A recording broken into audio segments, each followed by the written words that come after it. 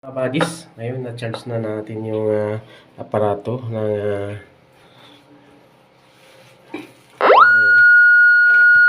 huwag muna ilagay. Kamay na.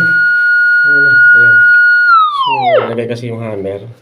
So, yan mga buddies, kung makikita nyo, ayan ang Deep Hunter detector. Ayan. So, ginagitan na natin.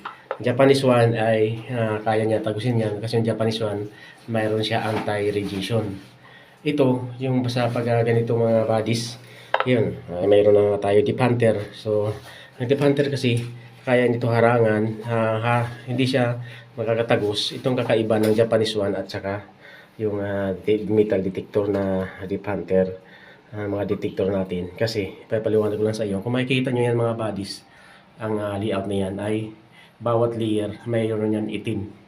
Yan, kung makikita nyo yan. Yan. Patong-patong yan, pato-pato na may kasamang itim-itim yan. So yan ang tinatawag na anti-radiation. So yung makikita niyan mga buddies, itim yan. Yan, oh. Yan. Sa bawat layer yan, mayroong nakapalaman na kulay itim. Ayan. Yan. So yan ang target natin sa Japanese one. Doon sa glass natin na ang ginagamit natin kanina. So definition glass. So na-detect natin dyan, nakuha natin.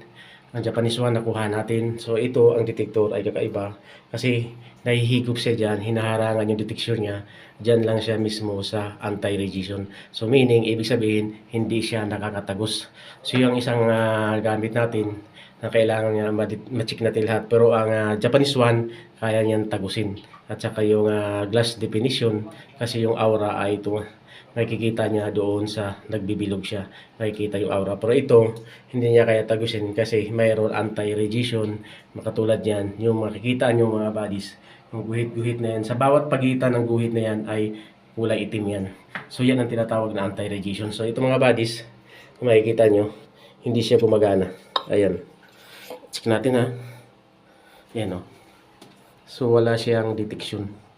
Ayan. Diyan ang target. Yan. Ayan, yung gamit natin, Deep Hunter. So, pero, ayan natin sa metal, ha. Ayan. Ayan, gagana siya, Ayan.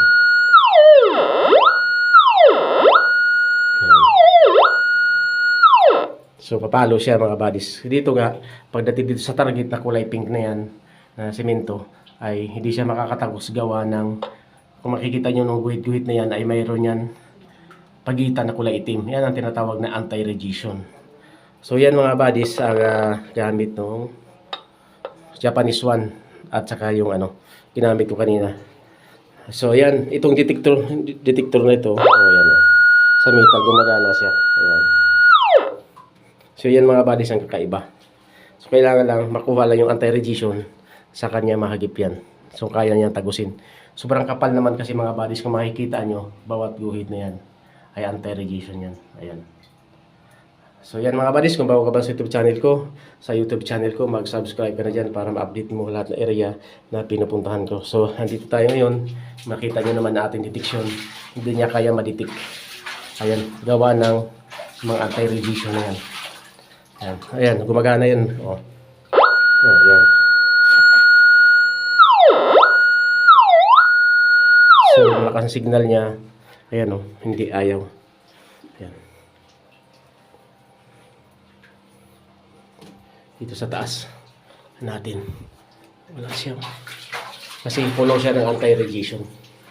Yan kulay pink na yan. So, makikita nyo buddies.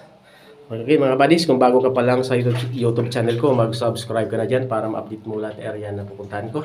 So team pa na to, Treasure Hunter, Bansay. So akit muna kami kasi tanghalian na.